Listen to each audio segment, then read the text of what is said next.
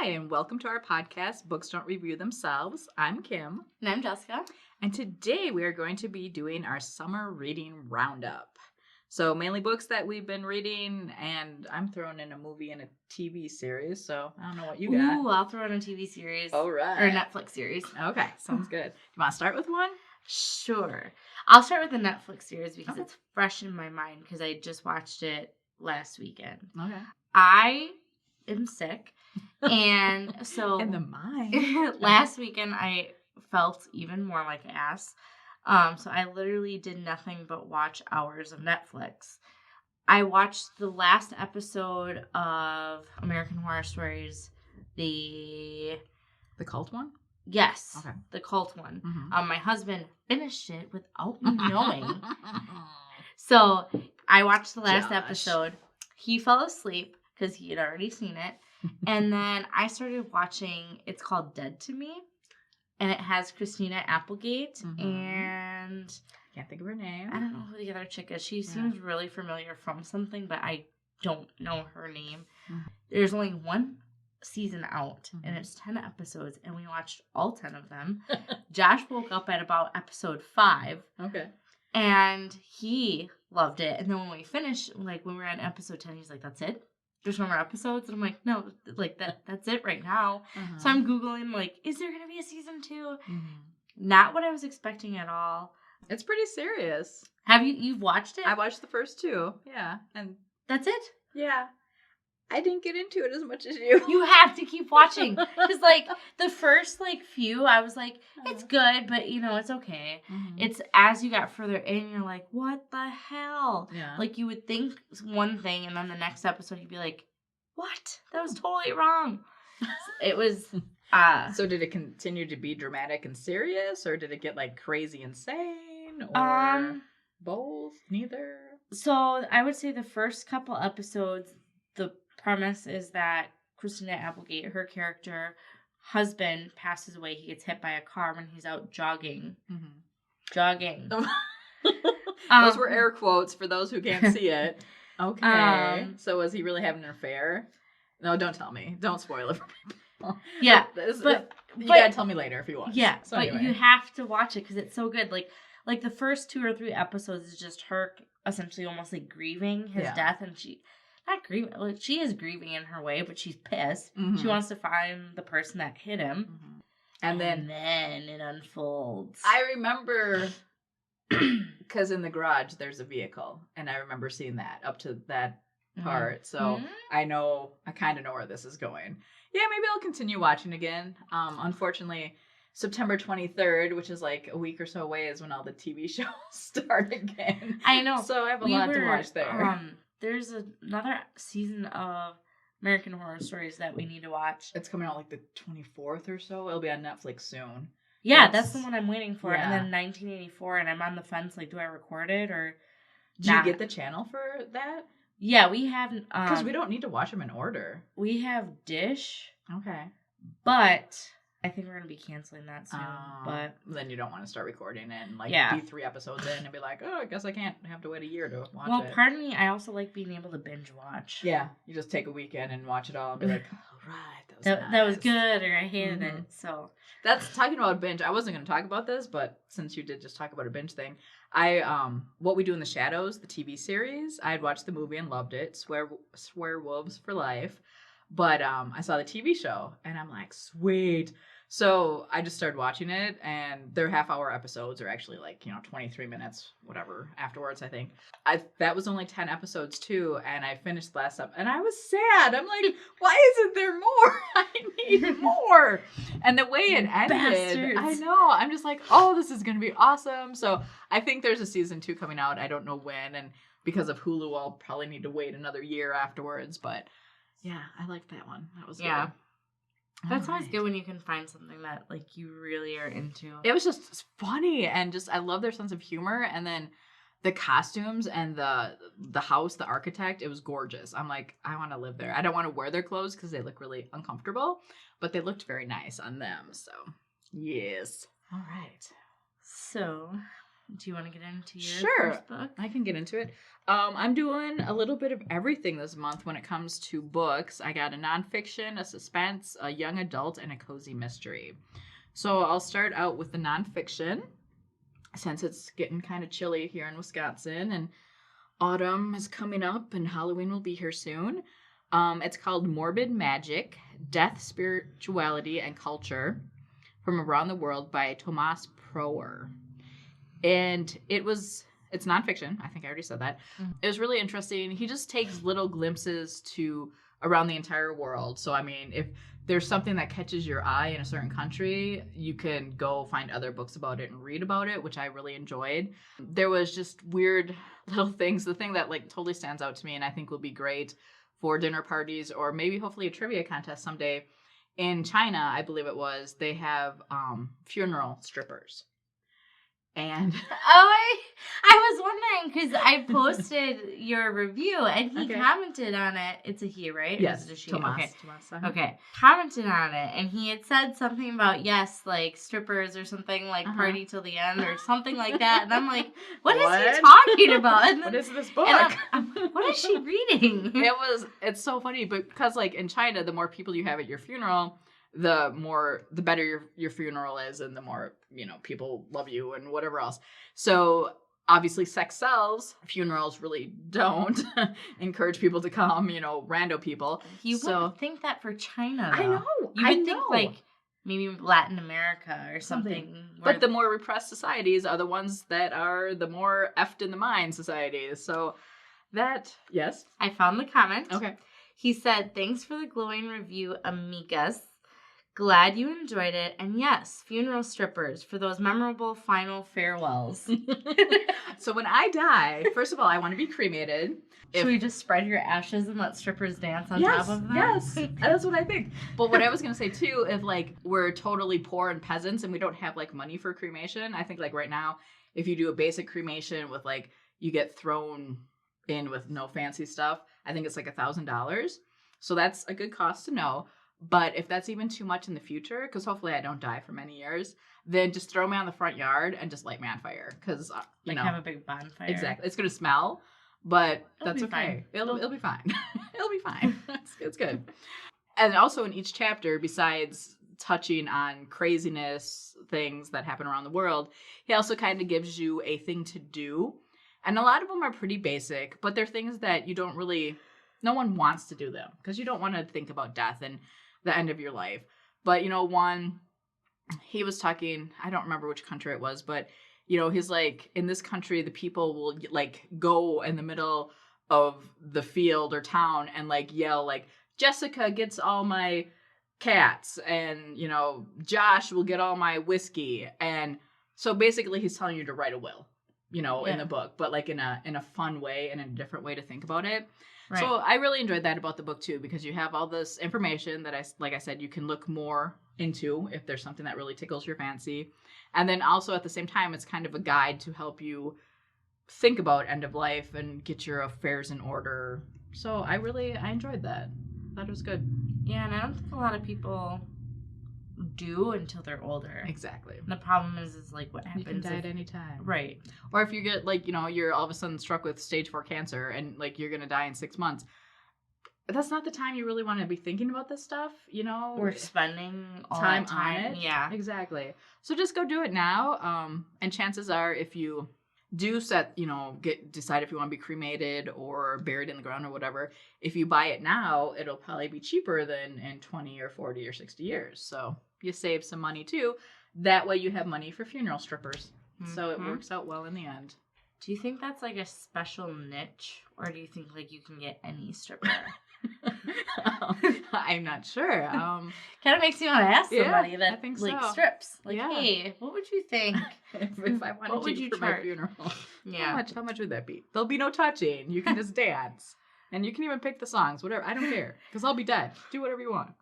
A lot of the times, a lot of the books, actually all the books that we get for our book reviews that we do in our podcast are ebooks. Mm-hmm. So a lot of the times the books that I'm reading, I'm listening to as audiobooks.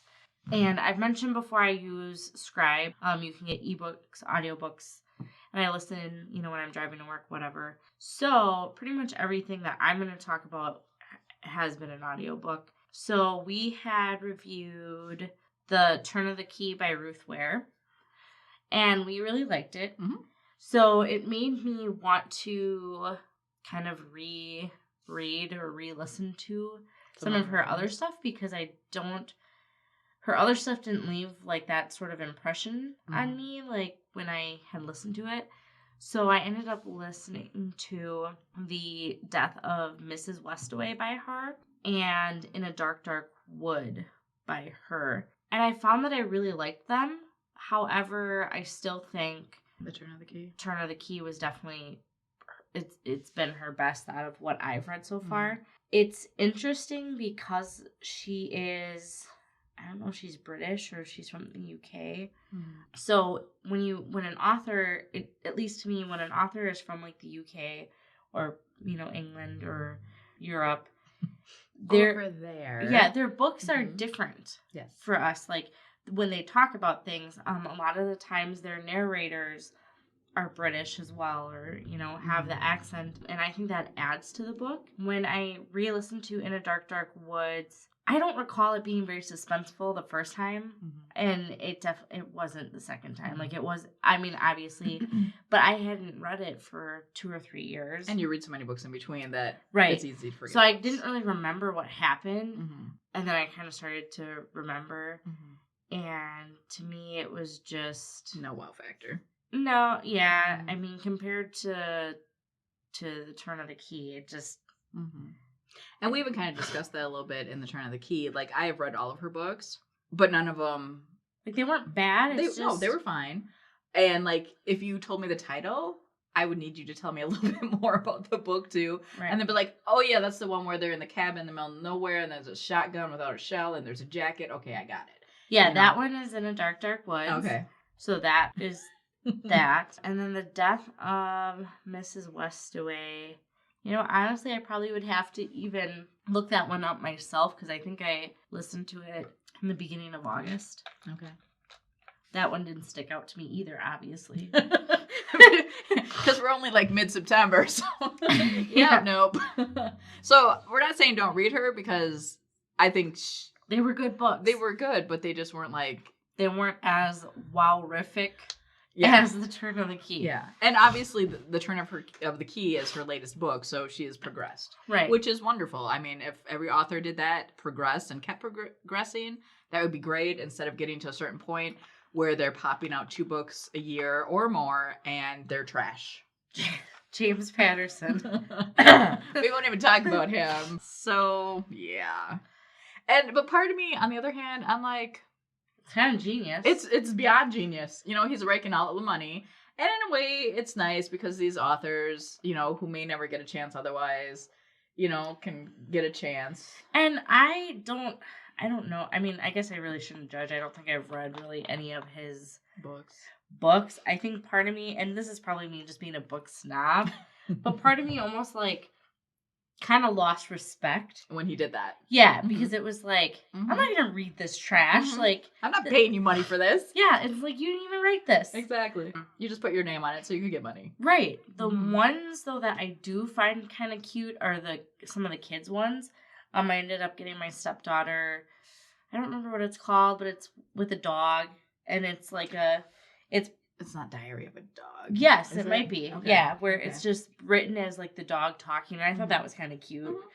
So that I didn't mind. But for like something like that I would want to read, a lot of his stuff that I've seen, it's like, I'm not going to read this. And plus, I know you just want my money. Exactly. And like, I read his early stuff, like when it was just him, like years ago. And I enjoyed some of it. I would never say, he was never an author where I was waiting excitedly for his next book. If it came in the library and I read the description and it sounded good, I bring it home. A lot of people that I have heard talk about him kind of referred to his books as like grocery store books. I can see that. But yeah, I think I lost some respect for him when I saw that, because I was like, you know what? Like, Stephen King's killing it, and he's writing his own shit. Exactly. And he also has children that write beautiful things too. So, come on, James. sell out. Yeah, like that's exactly like he's gonna like send assassins to kill us now. So great, thanks. Or Jess. write a cheap book about us and make millions. Good times. All right. Should I go on to the next one? Yes. All right. The next one that I am talking about is the suspense one, and it's Pretty Guilty Women by Gina Lamanna. And I will honestly tell you, the reason why I picked this book was because of the cover. It's nothing special. It's a pink cover, and it has like drink umbrellas on it. But that day, that's what I wanted. So I'm like, I'm going to read this.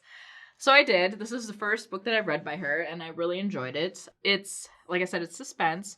There is a murder, and 5 women all say that they did it. So this book is from these 5 women's different perspectives, and it's taking place at a wedding at this like huge fancy hotel. Most of the women are college roommates. They were college roommates together. So while this book was suspenseful and I enjoyed that part of it, it wasn't so shocking at all. It progressed nicely, but I could tell what was going on, and that was fine. What I really enjoyed about it, well, there's 2 things I really enjoyed. The first thing is Gina Lamanna, the way she wrote female friendships and like the women's personalities and their thoughts on life and everything, she did a beautiful job. Even though this is categorized as suspense, I would say almost it could be just like women's fiction. That's how much more it tends towards the relationships. And then you just throw in a murder and stuff. So I loved that aspect. And usually I am not a huge fan of books on female friendships. They're fine. They're whatever. But a lot of times, I shouldn't say I'm not a huge fan of them. I don't read a lot of them. When I do, they're okay. I should say there's 2 aspects. Either they're okay or I cry my eyes out and like I need a whole box of Kleenex. And a lot of times I just don't feel like crying my eyes out. So I just kind of skip by those books. But it's hard to write probably without it being kind of corny. Yeah, in some ways. But this one, I mean, it wasn't corny at all. And I think that's why with the suspense aspect of it, it made it better. You know, it wasn't just all, and women's fiction isn't fluff. I don't want to say fluff, but it wasn't all emotions. So right. I liked that. And then the other part, like I said, even though the suspense, you could kind of see what was going, which was fine. It was still well written. The epilogue, after the end of the book, that was the part when I'm like, huh. And it had me stopping and thinking, like, what would I do? Right. So that it made a lasting impression on me, which I really enjoyed. So I highly recommend Pretty Guilty Women. And that just came out, I don't know, a couple weeks ago or so. Okay. So the next book I'm going to talk about, I almost signed up for Book of the Month Club to get this goddamn book. I was so fucking mad because they had it available early. Okay. And I had found out something about it had been released in the UK. Okay. But it hadn't been released in the US because we're peasants and we don't deserve it. And so I had options to get it shipped from the UK, but by the time I would have gotten it would have been after the release date. Mm-hmm. I was getting so frustrated because I'm like, how do I get my hands on this goddamn book? Okay. So anyway. So you have me intrigued what goddamn book this is. It is called The Whisper Man by Alex North. I want to read it. Now, I don't even care what you have to say. I've been looking at this book. Like, I see it on everyone's Instagram feeds, and I'm like, you bitches, I want this book. And I don't know if it was the description or if it was just the cover that I'm like, this just looks so fucking good. It does. And I had to laugh because I'm really impressed with this whole Scribe app. Okay. Because I listen to audiobooks very quickly. I keep telling Spiros about this because he was not happy with, I don't know, he was doing something, I don't know what the hell. Well, the thing that I like, and I'm going to just go off into a tangent quick. The thing I like about it is that, now keep in mind, you don't necessarily there's not necessarily an ebook and an audiobook for each book. Some books, like the new Stephen King book, The Institute, is on the app, but it's only as an audiobook. Which for me is fine. That's fine. Yeah. But for someone who only wants an ebook, that's something to consider. Mm-hmm. Oh, you get magazines. Okay. Like People, Health, Yoga, popular magazines, Clean Eating. Mine as well. Yeah. So anyway, and it's only $8.99 a month. That's not bad at all. So you should sponsor us. Yeah, call I swear me. to God, Jess talks about this every single episode. I know, every time, because if I'm listening to an audiobook, it's on there. Uh-huh. So yeah, sponsor me. Save me the $8.99 a month. So anyway, which is a very good deal, by the way. Excellent. Very deal. affordable. Uh-huh. So I kept checking on there to see, like, okay, because I'm still getting, because I've only had it for probably 2 months now, 3 months. So I'm still learning, like, how quickly some new books are on there, because not every book is on there, Okay. but they have a very good library. So I kept checking, it wasn't on there, and I was like, fuck, I'm gonna have to buy it. Mm-hmm. We were in Minneapolis, and we had a plan to go to Barnes & Noble. Literally, I'm sitting at in the car on the app, and I'm like, I'm gonna look one more time before I buy it, and it was on there. I'm like, fuck yeah! So I download it, and I start listening to it. Didn't you buy a copy of it too? No, I didn't buy a copy of it, because I had found it. Oh, okay. But, side note, Mm-hmm. we did go to Barnes & Noble, and I had a list. It was during their, book marathon bullshit, 50% off and tote thing. Mm-hmm. So I had a couple books picked out, went and purchased them. And then I was like, oh, I need to go to the bathroom. And I'm like, oh, I'll just check out my Scribe app to see, if they're even available on there. Every fucking book I purchased was on there. Every fucking book. So you're like, I'm going to return these and get new ones? The thing is sometimes I still like a physical book. Yeah. Once in a while. And since NetGalley and since Scribe, it's I'm never reading a physical book. And I'm like, God damn it, I want a physical book. But I told Josh, I feel like a terrible financial person because I just spent $50 and they're all on my $8.99 a month subscription. I would have had to return the books. I couldn't have. I'd have been like, no, I can't do this. The one book I could not have returned because just the way that it was written. Mm-hmm. You couldn't have seen it well as a... It might have worked as an ebook, but I think it adds something to it as a physical book. The rest of them I probably could have returned. But anyway, back to The Whisper Man. Uh-huh. It was good. Mm-hmm. And I listened to it, obviously. It was creepy. Okay. Really creepy? Or just... I expected more. Okay. I hate to say it, but it was good. Mm-hmm. But it really...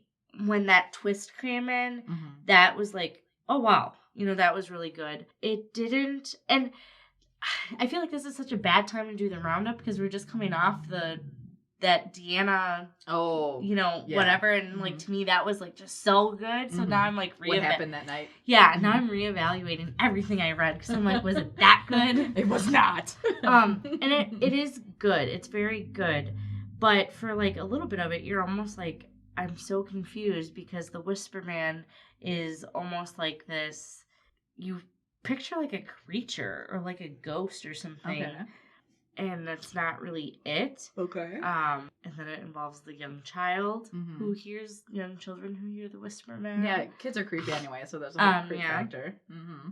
But yes, I would say it was good, and I would still recommend reading it. Okay. But it would be something I probably would give 3 stars? 3.5 to 4 stars. Okay. It wasn't a 5-star for me, which really pissed me off because I was so eager about it. And then, I didn't leave disappointed, but it kind of was a little bit because I was expecting just a little more oomph to it. I don't know. Well, I'm glad then that I have it just reserved at the library and I can wait until it comes in, 3 months from now. Be whatever. Yeah. So that's good to know. That's why we do these review shows, so you can be like, oh, I can wait and buy it with my Christmas money instead of my birthday money. Well, and I know there was another book I picked up that you're hoping. Which one? What was it? The 7.5 Lives of someone. Evelyn Castle or something. Have you started it? No. Oh. Yeah. I know that was something that you were eager to. So that it's funny because we even do that with each other. That's how I ended up reading A Stranger on the Beach is because I got her review to upload and I was like, wait, this sounds good. Really I'm gonna do it. So and then I told you that I got Dear Girls by Ali Wong, and so I was like, what? She calls me rude names and then goes and gets it. I'm gonna segue into that. I wasn't gonna talk about this. I finished it last night. The Dear Girls by Ali Wong. I watched her 2 Netflix specials. Yeah. The Baby Cobra.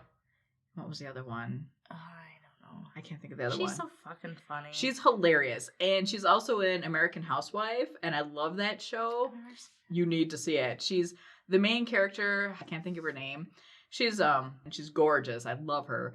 But Ali Wong is in this, and they go out for second breakfast, and then they talk about their children and life and shit, and she's one of the people who's at second breakfast. But as the seasons progress in American Housewife, you get to see more of her character, and she has 2 or 3 children. She is very strict with them to the point of like being like horrible, and I love it so much. I love it. But anyway, so back to the book. So I saw the 2 specials. I laughed out loud to each special. Love them. I want to see more of her specials.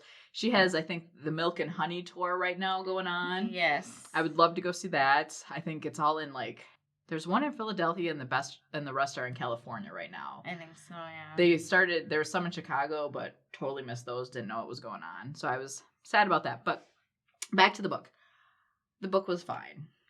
Yeah. See, and that's the thing with, because I've read pretty much all of Chelsea Handler's books. Mm-hmm. Her latest one. Yes. I have Kathy Griffin's book. I don't know that I read it. Mm-hmm. I did listen to Amy Schumer's book, listen to one of David Spade's book. We ended up buying Josh because I was like, please read a goddamn book. Like, please read something. Read a fucking book. And the book he picks out is Kevin Hart's. Mm-hmm. And like the first couple sentences are hilarious. So I'm like, I feel like his book will be a good one. Okay. And I'll probably read it too. They're either hit or miss. Yeah. It depends kind of what route they want to go. Like Chelsea Handler's latest book, I'm pretty sure I've already talked about that in a different episode. Yeah. It was very serious this time around. It wasn't that it was bad and you saw like a different side of her, but if you went into the book thinking, oh, it's going to be funny, whatever. It wasn't. It really wasn't what you were expecting. No. Reading her like... Are you there, God? It's me, Baka. Yeah, or like the horizontal something, which is all her like one night stand stories. Mm-hmm. That was very funny. Mm-hmm. So I guess I wasn't sure, and I haven't read it yet, but I did get it. And you have it on Netflix, so you have to read it and review it. I know. Like I said, it was fine. I like laughed out loud like 2 times, and I chuckled maybe half a dozen times. It was interesting learning about her, her journey. And she seems even more like a wonderful woman and someone I would love to meet. But You were expecting more laughs. I was. And even though, it's these letters written to her children, they're still raunchy. It's not like she, holds things back. She still talks about, throwing water on her vagina to get rid of the vagina flakes and stuff like that. And, like, asses and, whatever. Yeah. And it's still raunchy, but it wasn't, I think there's maybe 12 chapters, and honestly, it wasn't until like chapter 9, I think, that I started laughing more. Mm-hmm. It was interesting. I'm not going to say don't read it, especially if you like her. But maybe don't go into it thinking you're going to be laughing continually through the whole thing. The Netflix special. Because I doubt you will. And I feel like that's kind of hard to accomplish in a book anyway. Mm-hmm. And kind of a side note is that good for her. Like, with her Netflix specials and stuff, like, I thought it was so funny. And I'm like, it's about time. And let alone to be Asian and be a comedian, an Asian female. Mm-hmm. But to say what we're all thinking. I know. And just say it exactly the way we're thinking it. But it's funny because every once in a while you'll get a guy like... Because I think at first, even Josh was like, wow, she's, like, super, like... and it's like, fuck you. Yeah. If Kevin Hart said this, you'd be laughing your ass off. If someone else said this would be so fucking funny. But since it's a woman, it's like, what? Because she's talking about her coochie. It's like, how many more things do we have to sit through about guys talking about their dicks? Exactly. Like, this is real life. And the thing that made me laugh in the book, and it wasn't even, funny, but it made me laugh because it was really relevant to what just happened to us. We went and saw Nick Offerman in Appleton on Wednesday, so a few days ago. His show, it was fine. I think we paid $65 a ticket. I would have been willing after the show to pay $20 a ticket. And I believe in supporting artists and authors to the fullest. Right. But I chuckled a couple times. A lot of it was just his thoughts on politics and the world and stuff, which is fine, if that's how he wants to do his comedy show. But in the book, and the reason why it made me chuckle, Ali Wong is saying, you know, like, she goes to extremes and she talks about things, real things. Right. And she's like, I'm not here for you to listen to my political thoughts and ideas. And I'm like we just did a couple days ago. Right. And that's exactly Chelsea Handler's latest book is very, very political. Like, she literally talks about having a mental breakdown when Donald Trump got elected. Mm-hmm. And I'm not saying she doesn't have the right to talk about that or doesn't have the right to write a book about it or whatever. It's the fact that when you pay money to go see a comedian, it's to laugh and get away from things. Exactly. Not to go there and have a heart-to-heart discussion about politics, you know? There was times during the show when I felt saddened and, like, not so depressed, you know, like, depressed, but I felt sad. And, like, there's a couple times, like, just thinking about some of the stuff he was talking about, I had, like, a tear trickle down my eye. And I'm like, this isn't what I want in a comedy show. Right. And, you know, if you're spending, because, I mean, you said that was in Appleton. Mm-hmm. So that's an hour and a half drive there. From us, from where we live. Plus $65 tickets each, so that's $130. Mm-hmm. You know? Plus, like, if you eat out and whatever. So, like, it's not cheap to support people, and you want to support them, but it's like, you know, if you see Ali Wong's Netflix specials, and then you pay to go see her, and that's not what you're getting. Yeah. That's disappointing, you know? So. Yeah. So it made me laugh. That made me laugh, and it wasn't even supposed to be funny. And I'm just like, oh my God. Like, so true, though. So true. Mm-hmm. And I think that's really cool that she's aware of that. Mm-hmm. And she just seems so, like, normal. Mm-hmm. That's, I don't know. Yes. And I don't follow, like, a lot of celebrities because I'm like, whatever. I don't know these people. Authors I do, but not celebrities. Well, celebrities, author there are. But you know what I'm saying. Like, yeah. Like, I followed Hollywood her. Celebrities. Exactly, Hollywood. But, like, after reading the book, and I'm like, yeah, I do like her. So she's on my Instagram now. And then, like, I looked at some of her pictures. I'm like, she just looks like a fun person. So yeah, that was nice. Did you need to talk about a book? I do. I think it's my... because I wasn't going to talk about that one. But anyway, so my YA book that I'm going to talk about, and this, I was so excited when I found this one on Netflix. Oh my God, NetGalley. I have loved Clue since I was a child. I don't know when it came out, but I was maybe 9, 10. I have no idea. But we lived out in the country. I had no friends close by because we were in the middle of nowhere. If I wasn't out in the woods exploring or reading, I was watching TV because we were lucky enough to have a satellite TV, and this would have been back in the 80s. So, yeah, that says various things. But anyway, so Clue was on, and I probably watched that movie, like, as a child, probably like 20 times.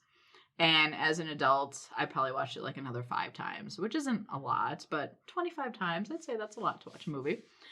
When I saw this book, and it's a young adult book, it's called In the Hall with the Knife by Diana Peterfrond. And it's a Clue mystery #1. And I'm like, F yeah. I'm like, that is going to be awesome. And even if it's not awesome, I'm still going to love it because it's Clue. But it was awesome. So that's good. And we were just talking about previously, we did a podcast before this. We recorded one about what happened that night. Gianna Cameron. Yes. And it's a YA book. And it was like intense. Now this one wasn't as intense as that one, but it was still awesome. And I was so excited. It has tons of like throwbacks to the movie. The part where if you watch it, and if you haven't, just after this podcast, go watch it because what is wrong with you? Like you probably haven't seen it, have you? I need to just, oh my God, how can we be friends? Oh my God. I'm literally sitting here thinking, I'm like, fuck, I gotta watch that movie. I think it might be on Netflix right now. You watch it or Amazon or something. I'll have to look, yeah. But anyway, so there's this part in the movie where Mrs. White is like just losing her shit. And she's talking about flames on the side of her face and just flames just burning on my face. And in the book, there's a character called Peacock, and also in the movie too. But the character in the book, Peacock, she is writing in a journal, and she's like writing in the same fashion. So that just made me laugh. And then another one in the movie, they all split up because they're in a mansion, and they split up to each different floor and go search the mansion. So this happens in the book as well. And there's like other nods to the movie, which I just like every time I found one, I just like, oh, I love this book even more. So besides the whole nostalgia factor thing, even if you've never seen Clue, Jessica, you can also, I think, enjoy the book anyway. There is a mystery in it. And the mystery, it wasn't super strong. It wasn't super easy either, but, you know, it wasn't like, oh my God, I was shocked or anything. Right. It was enjoyable. What I enjoyed even more about it, though, is in this book, there's like 6 main characters. There's Peacock and White and Scarlet and Plum and Mustard, and I'm forgetting someone, but so there's 6 total, and you get to know like 3 of them kind of pretty well, 3 or 4 pretty well. But since this is book 1, obviously there's going to be more books in the series, and the way she leaves it, it was intriguing. I want to read the next one to see what's going to happen. So that's a good author that can leave you, have the book come to a conclusion, but still leave it where there's something open end where you want to read the next one. Yeah. Exactly. So it actually comes out on October 8th. Fuck, so I can't get it? You can. You might be able to get it on NetGalley. You might be able to. See, this is why I hate. Because, like, she'll read something and you're like, oh, that sounds really good. And then you're like, fuck, it's not out yet. It's not out in the real world, but it's out in the NetGalley world. So, like, I highly recommend if you enjoyed the movie, you know, if you love playing the game as a kid too, whatever. How many pages was it? I don't know.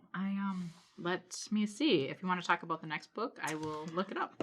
Well, I will talk about the other book that I'm not finished with. I have several books going. Honestly, this is sick. My obsession is sick. I will tell you all the books that are downloaded, the audiobooks that are downloaded on my app right now. The Craftsman, a novel. The Institute, a novel. Mindhunter, inside the FBI's elite serial crime unit. So I imagine you saw the first season. Did you see the second season? I didn't see it. What? I know. What is what? 3 Women, Wolf Lake, Whisper Network, Pet Cemetery, and The Silent Patient. So I'm listening to like 3 different things right now, and it's kind of like, what am I in the mood for today? And then you're like, wait, where were we? And then you kind of have to get into it, whatever. The one I'm listening to that I apparently am only 23%. Is Mindhunter, inside the FBI's elite serial crime unit. And that's nonfiction, right? Or is it actually fiction? Or do you not know?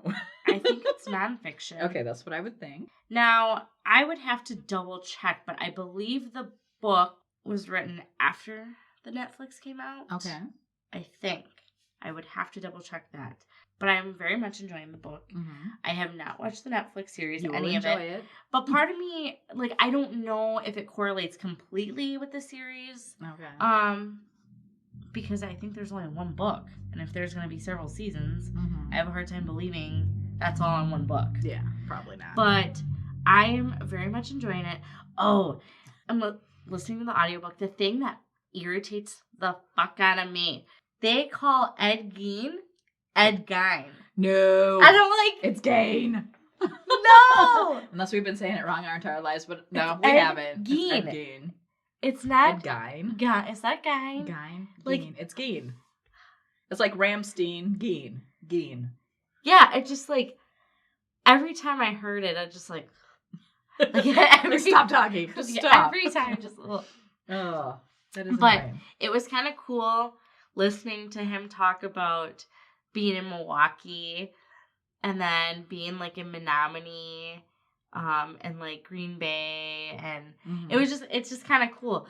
Well, and like when I was in high school, my brother and I both are very like, we like serial killers type stuff. Guess who doesn't? Come on. And I remember one time we went to the library, we both got the same book about Ed Gein, and we both were kind of reading it. But then it started talking about, like, Plainfield and stuff that was really close to home, and, like, Wild Rose. And I don't think either of us finished it. We're like, oh, God. Because awesome. I must have been, like, 16. So he would have been, like, 12. Okay. Or 13. Yeah, we didn't finish it.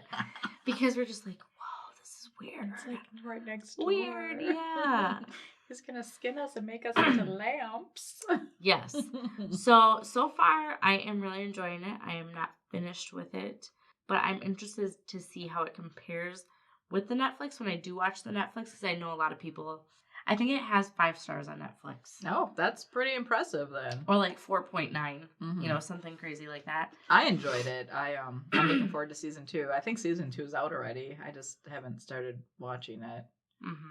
Because actually, I know why I haven't started watching it, because over the summer, there was like nothing really going on Netflix, so I told my husband to cancel it. But once American Horror Story comes out on Netflix, which I think is like the end of September, the 24th or something, we need to get Netflix again so I can start watching it. So you canceled Netflix for like the summer because I had enough on Hulu and Amazon to watch that I didn't need Netflix. I'm like, I don't need all this TV. I would like to watch all this TV, but I don't need it right now. So what is Netflix, like $8.99? So we saved 9 times 3 is 27. We saved $27. My God, you're insane. But we didn't need it. So that $27 could have bought like a book. Yeah. And I don't know if I mentioned this before, and this is just me being spiteful. Ooh. But I was looking at like the true crime section at Barnes & Noble. Oh, God. And where was the book? Where did they put it? I just want to make it known that I'm not full of shit. I should have taken a picture. And we were looking for a certain book in the true crime section.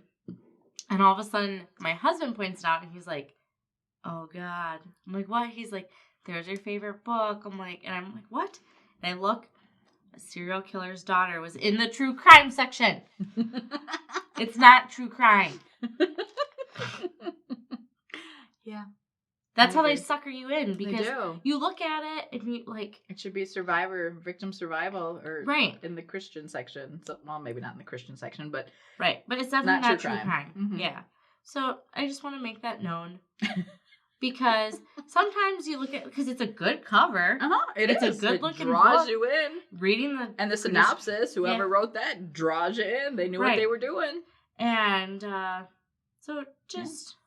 I'm really surprised you didn't take a picture and like send it to me with like swear words underneath. You know? I should have, because I was like, because literally it was right next to these other books that were about Ted Bundy.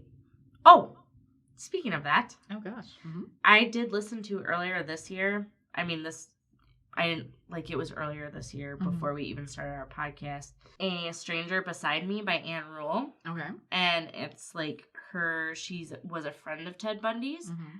That's an old book, isn't it? Yes. Yes. Uh-huh. She did a very good job. Did she? Yes. And nice. It wasn't. It fit in the true crime section. Uh-huh. Because she gave you detail enough. Yes. Yes. So to me, that was just like my little comparison, because I saw that book in the true crime section amongst several other Ted Bundy books and all these other serial killer books. But you know, she's gonna get like money from us just because every time I like talk about it, like every other episode. Yeah. Well, I think I'm just bitter because I bought it. Yeah. And yeah, I think if I bought it, I would have been really... Yeah. And it's like, what's the resale value of a book? 0. You know what I mean?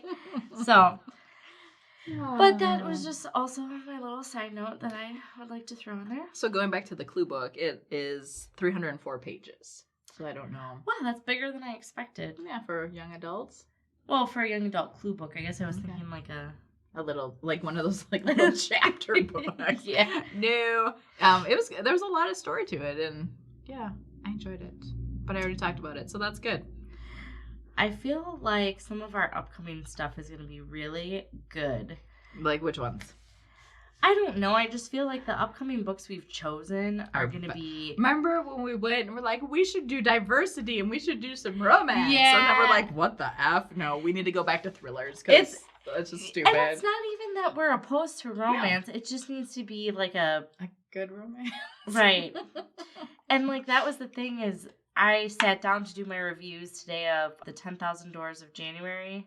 And you didn't really enjoy that book, so I'm sure the book review was hard to do. Yeah, that one and The Lady and the Highwayman. That was hard for me to do. And I was just like, man, it's really hard to write a review. When you don't really care for the book. Because they were so well written. And yeah. I mean, I really loved the 10,000 Doors of January. You did not. So that one was well written. So, yes. yeah. Yeah, and that's the thing is it's hard to describe what it is Mhm. because it wasn't bad. Mm-mm. It just wasn't my type Your of type. book, and that's not their fault. Mhm, You know, mhm.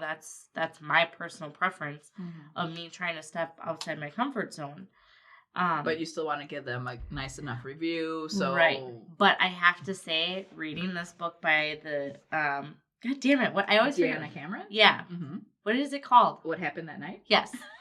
Reading that one like ignited something inside me again. That's probably a bad way to put it after reading that I just book. want to go castrate every man who's ever raped someone. But Yay! it just ignited something that I was like, oh, that's what I've been needing. Yeah. It's when you've been reading okay books, and then when you find that book that is awesome, you're like, thank God. You know, it's sometimes you just want to like, I don't want to read anymore. I'm not sure. We haven't really talked about how we're going to do these wrap-ups, you know, how we want to do them. Mm-hmm. But I was thinking to myself that I think I want to make a tradition that I read Harry Potter every year. The whole series? Yes. Are you going to have time to read the whole series along with everything else? Well, it's not necessarily going to be done like listen within a year. Okay. But like on my birthday, I'm going to start, Okay. you know, and then read it. And then do that every year, like start on my birthday. The whole series? Yes. Okay. And are you going to write reviews for it every year and see how your review changes? I don't think I'm going to write reviews for it every year, but I think I'm going to be interested to see what little tidbits I pick up every year. But it's so sentimental. It's like you and Clue. Yeah, that is true. So, and it's been so long since I last read them, mm-hmm. but if anyone else wants to reread the entire Harry Potter series with me, feel free. We can start our own little book club. So when's your birthday so they know what day they can start on? It is September 26th. Mm-hmm. We do accept presents. We like wine and books. That's all wine good. And books. Tea. We like tea. Oh, tea. Tea is very good. Chocolate. You like pumpkin spice? We love pumpkin spice. We love pumpkin spice.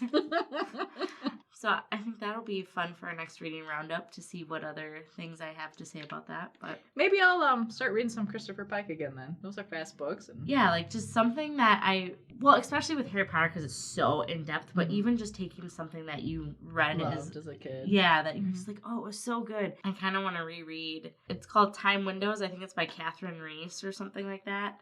That was probably like one of my first books that was kind of a thriller when I was a kid. Mm-hmm. So I kind of want to reread that and be like, God, this is garbage. Or be like, no, this is really good. So. And then like with the Christopher Pike books, as I progress with the series, you can see how it twisted my mind even more. So that'll be a fun little journey for everyone in the world. Yeah.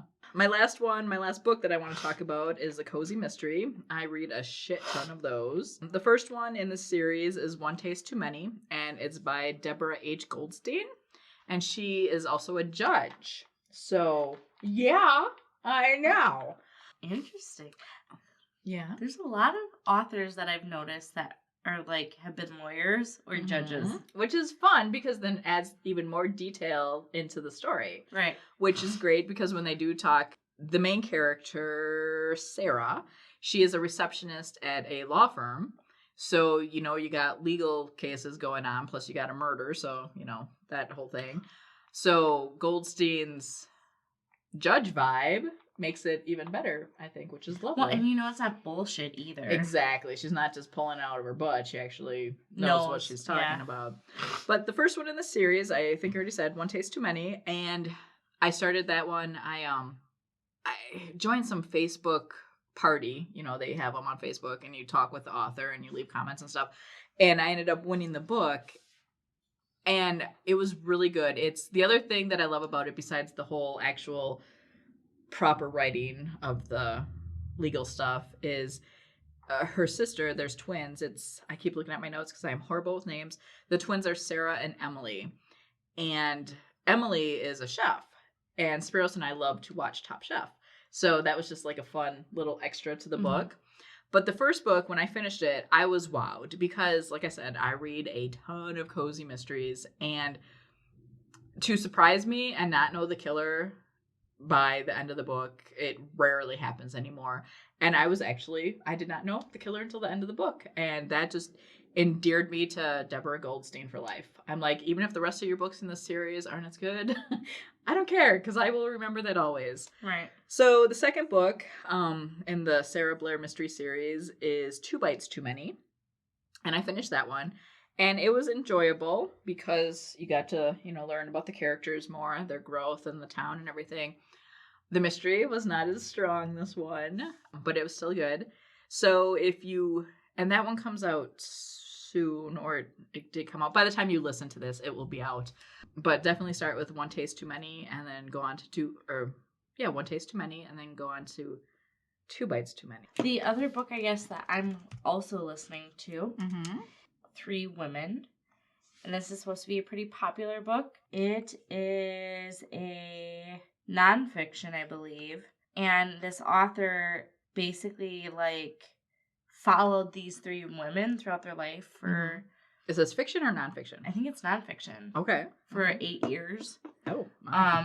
Different walks of life, different, and, just gets details about their life and whatever. And it's kind of interesting the way it's written.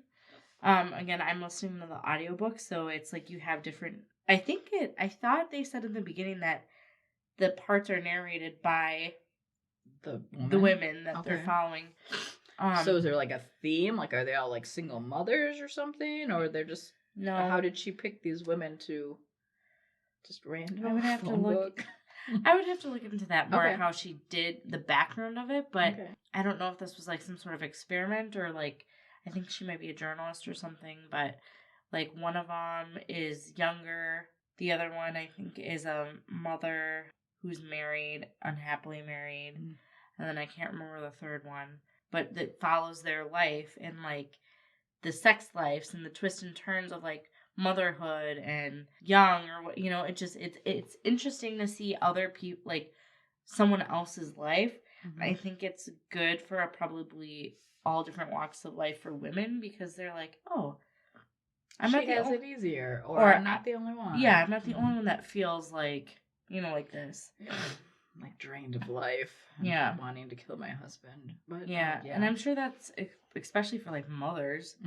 Because I feel you would always just be tired. You would always be someone always needs something. Yeah, and there's got to be times where you're God, I hate my children. Love them, but I hate them. Yeah. And probably feel guilty for thinking that, but it's kind of interesting. I'm about 45% through it, so I still have quite a ways to go, but it's been interesting. I enjoy listening to it, so. Nice.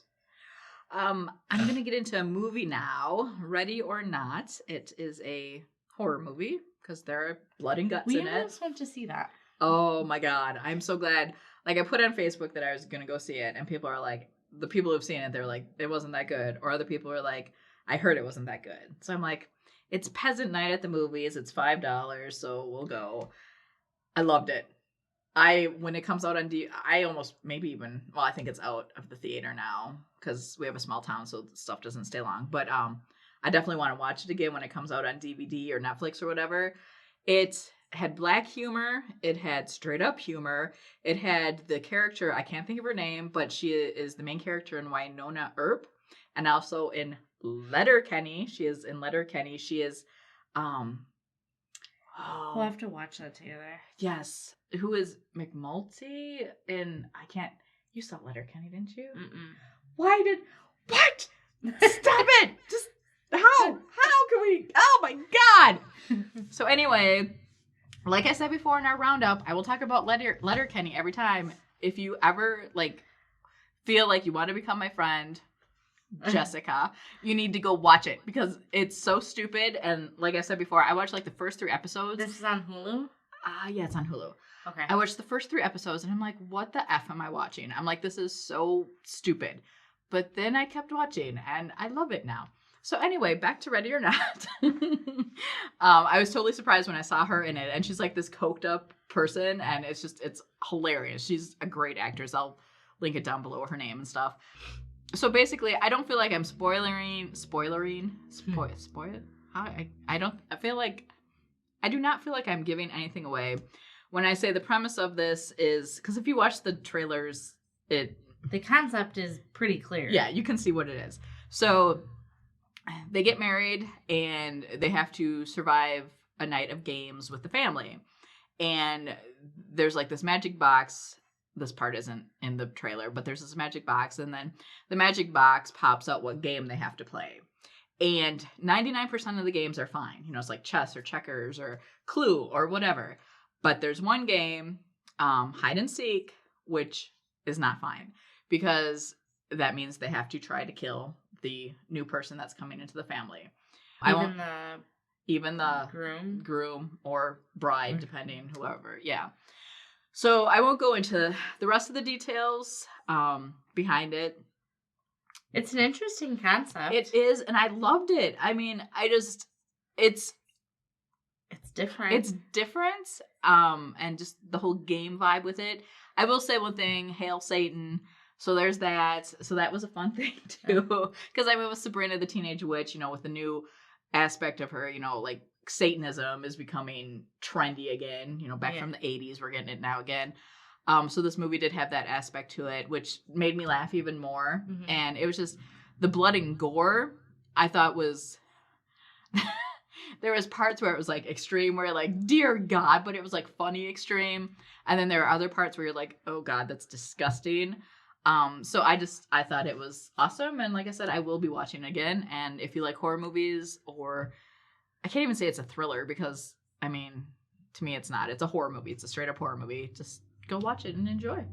Well, I'll have to rent it or something. And Josh will like it. Yeah, because that was one that he was like, oh, we should go see this. But then we decided to hold off until it came out. And then we went and saw that. Chapter 2. Yep. Yes. Did you have anything else? I have one more thing if you don't. Nope, that's all I've got. So I did watch Beverly Hills 90210. Oh, boy. Which made me super happy. It was on Hulu like a day later. So I thought it was fun. It was 6 episodes. If they do another season, I will watch it. But I will hope that it's in the summer like it was now. I don't think it has enough oomph to compete with the fall lineup. But since summer TV is pretty light, you know, with new stuff, I thought it was perfect for that. It's tons of drama. And, you know, I mean, I was in high school when it came out, so nostalgia factor. And, I mean, I know plastic surgery is a thing. And when you're rich, you can live cleanly if you want and, you know, have massages every day and so on and so forth. But these people, for being my age or a little older, they look pretty damn good still. So I'm like... Is it weird? It's not. You know, even though they're playing their actual selves, but their characters as well, I didn't think it was. I thought it flowed fine. And it was nice because, like, Andrea back in 90210, back in the 90s, she always had that lesbian vibe, but you weren't, you know, you couldn't do that back then, really. And so now they were able to play with that, you know, part of her story and stuff. So it was fun, and I enjoyed it, you know. Some may think it's trashy, and that's fine, because I watch trash. So it's all good, yeah. Well, I think that's all we have for a wrap-up. Okay. Well, join us next time for another wrap-up or another review. Yep. Like, subscribe, follow, which is subscribing, so... So subscribe. And other than that, make sure if you have any comments or questions, make sure you do them down below. And we'll always like reference things that we've talked about. So if you guys want to look into things more, you can. So otherwise, we'll see you next time. Bye. Bye.